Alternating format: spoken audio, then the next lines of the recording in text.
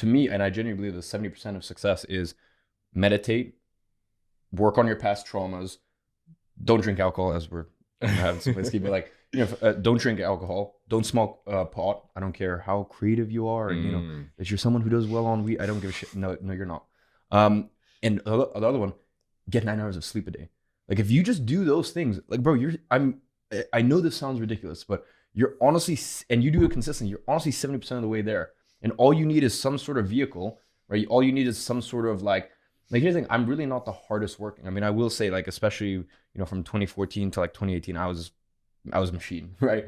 But these days I'm really not the hardest working. It's just, you have to put a lot of hard work in, then you have to find the right track in life. And by the way, everyone wants to talk about business and this and that. I have people in my company. I have many, many, many people in my company who make far more than any business owner will, or any CEO will, right?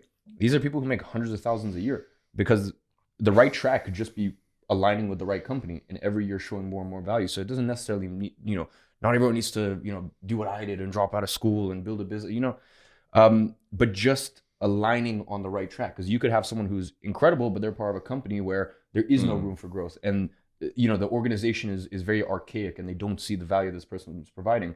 Whereas if they join a startup or they join something that sort of has that startup, a bootstrap mentality to it, then they can actually get more ownership. So, anyways, the reason I say all this stuff is because,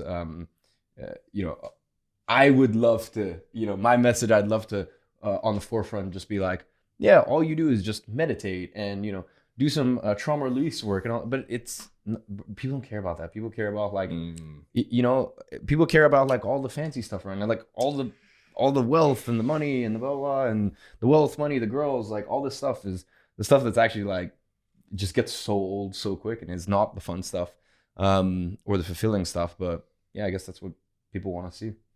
So I like to draw them in with that, or like, even if you look at my titles, whatever, how I made $10 million in 2021. And then it's like, you look at that and you're like, oh, that's your 7 life lessons, blah, blah, something like that. And then it's like a 56-minute video where I'm talking about like just some very, very nuanced stuff. So unfortunately, as much as I'd like to just have very nuanced titles and a nuanced approach, yeah, sometimes you got to hook people in.